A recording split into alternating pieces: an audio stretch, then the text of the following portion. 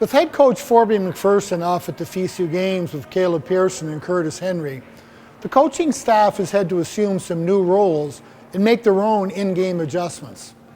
Today we sit down with assistant coach Ryan Ramsay to get a peek into what that looks like.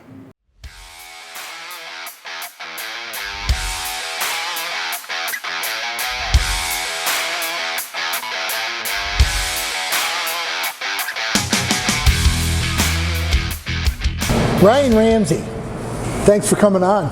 Thanks for having me. You've got a unique distinction here. I've never had an assistant coach on before, so congratulations, buddy. You're the first one. Honored to be the first. First assistant coach in Panther Primer. Honored to be the first. Thanks for having me. So, Rammer, I want to start off looking back. We're kind of at that midpoint of the season. We get one game into the second half. Looking at the team, if you try to assess the first half performance, what do you kind of see from your eyes in terms of maybe some highlights, maybe some areas of improvement, surprises, that sort of thing? Sure, yeah. Obviously not the record we had anticipated or hoped for going into the season. Kind of got off to a slow start with certainly some key injuries.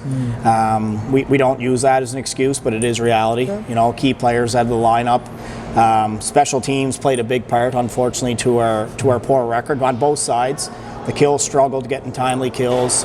Power play struggled. I think it's clicking at about 8%. 10.8, but who's counting? 10.8. So, you start to put all these things together, key injuries, and having a tough time with special teams, and that's how you end up with a record that we had. Again, we don't use it as excuses as a staff and as a team. We're always trying to get better day in and day out, and we feel like we're making some significant moves and improvements in those areas. So, looking forward to kind of turning the tables a little bit in the second half and just kind of flipping the script, so to speak. But as far as surprises go, a pleasant surprise was Benny McFarland, his offensive output. We know what he brought, and you guys talk about on the broadcast all the time how he's a Panther.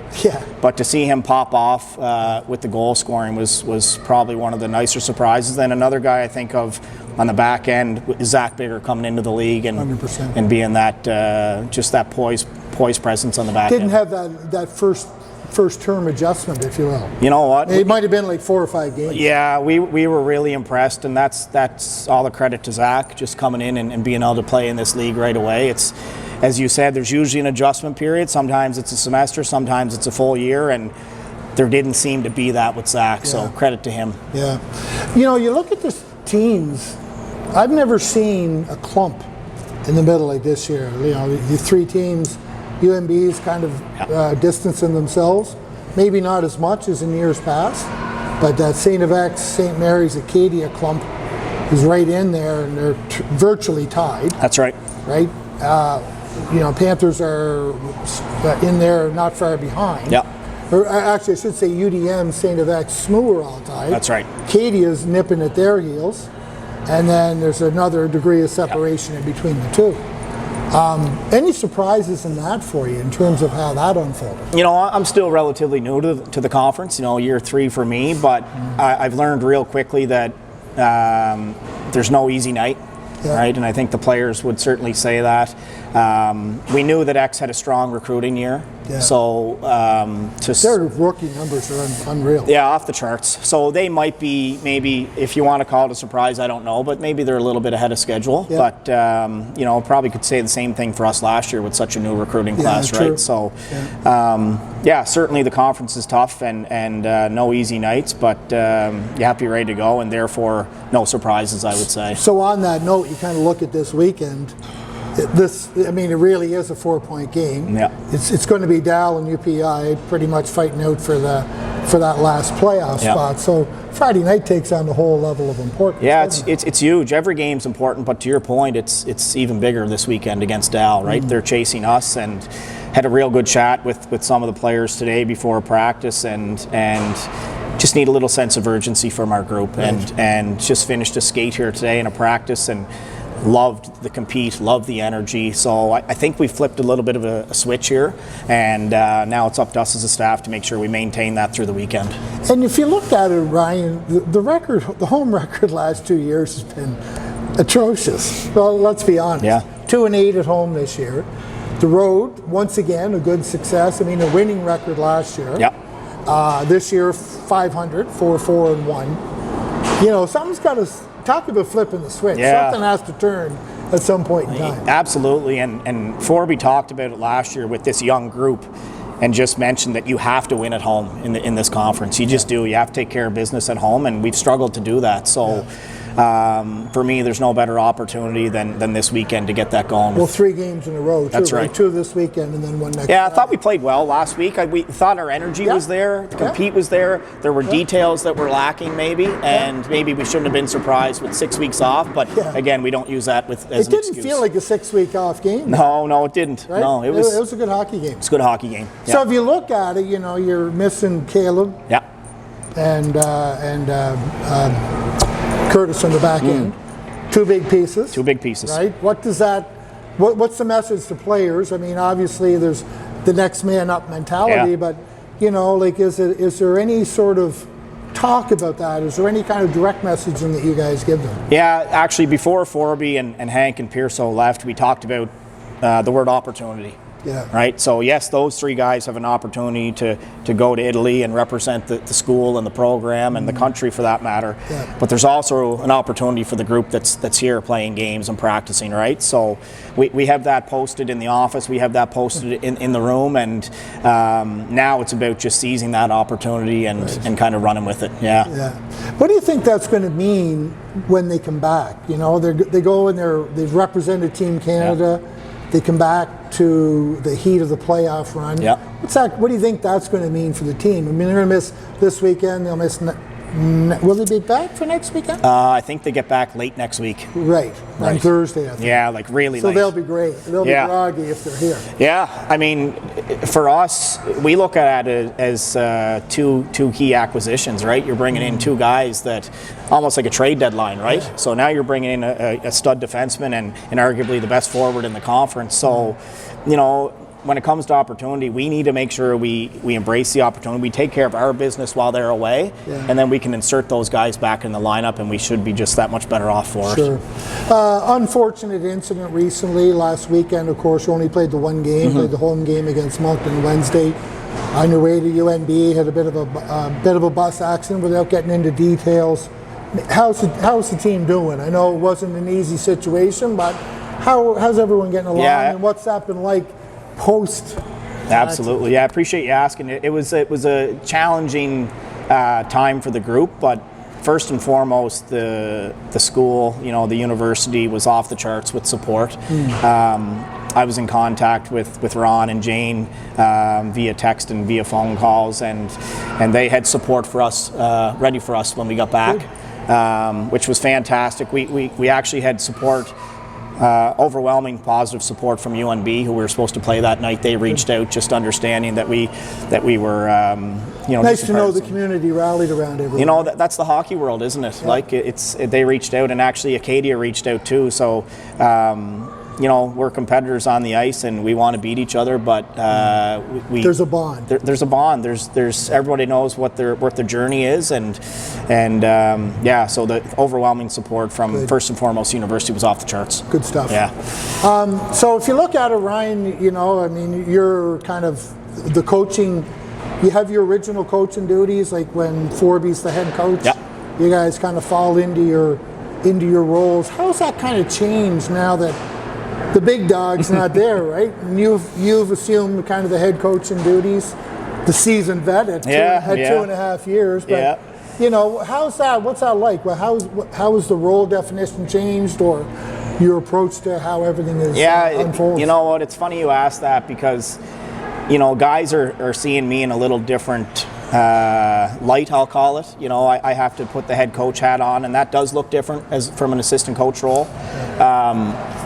But it's not unfamiliar. I've been there with different teams in the past, but you know, just taking that ownership and really appreciating the opportunity. There's that word again that Forby has presented, not only me but the rest of the staff, right? To take this ball and run with it and have the trust with us to get a result. So, Yeah, you know, the guys saw a different side of me at practice yesterday, and I think maybe caught them off guard a little bit, but that's all part of it. And so you were a former substitute teacher in a former life. Like, is there any of that kind of like substitute teacher effect that goes on when, you know, the coach is away and the kids are, you know, the guys, you were talking about practice being good earlier. Has there been any of that effect? You know what? Substitute teaching, you get in, get out, try not to have any disasters. Maybe not so different than coaching here, but you know, it's just to me, I take more responsibility in getting each guy going and making sure that we're absolutely dialed in for the job at hand. So had to bark a little bit yesterday, which is not typically my role, but hey, I can adapt. Doesn't hurt. Yeah.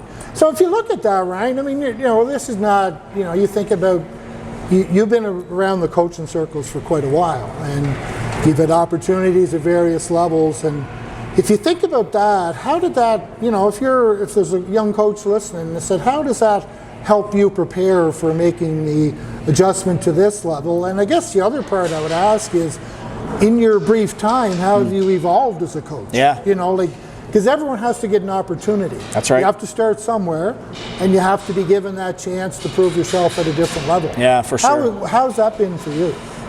It's been really good. I mean, I've been doing it for a while now, as you said, in the minor hockey circles and different experiences, whether Canada Games or Hockey PEI provincial teams or major midget teams, whatever the case is. So not so unfamiliar, but you know, you earn that confidence and you have trust in yourself that you can do the job, and again, you lean on your staff, right? So we've got tremendous staff with the Panthers here. And how do you guys define your roles? Like what's your bailiwick and what's, you know, Tanner's, and what how does, like, for the viewer, how does that all fall out? Yeah, so, you know, even dating back to August, we would meet as a staff, and Forby would say, okay, what are we thinking?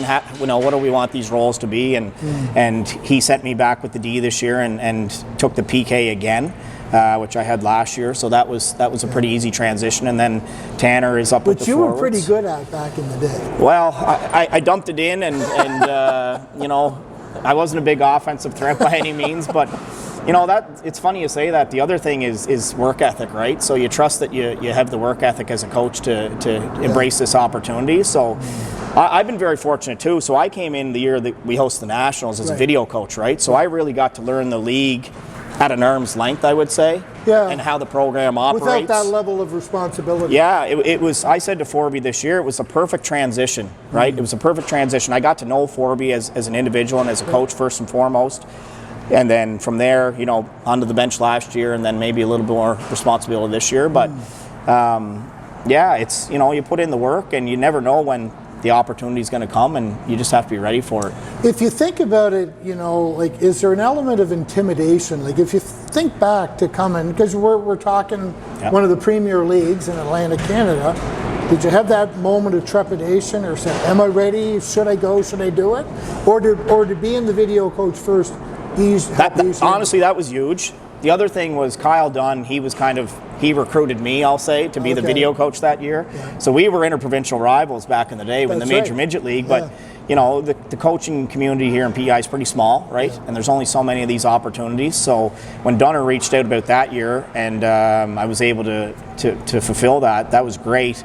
And one of the things he told me is, listen, all these guys played higher levels than we did, but we're just trying to help them get better as a coach, right? Sure. So, you know, now that I know the league, now that I know our players and what they can do, now I can lean on them a little bit more and say, hey, listen, that's not you. Like, that's not what you do well. We need to get back to. So it's just really, it's relationships. It's about building relationships. And the other part about it is you're kind of growing with this team. Yeah. Like, you're kind of assumed that new role as those 18 bodies came in last year. So as they're growing, you're growing. 100%. Yeah, right. 100%. So you were talking about minor hockey earlier, and I wanted to ask you a question about Simmons. Yeah. Because you and I, of course, being Charlottonians, we've had a lot of time at Simmons. When you think back about old Simmons, now we've got Simmons 2.0.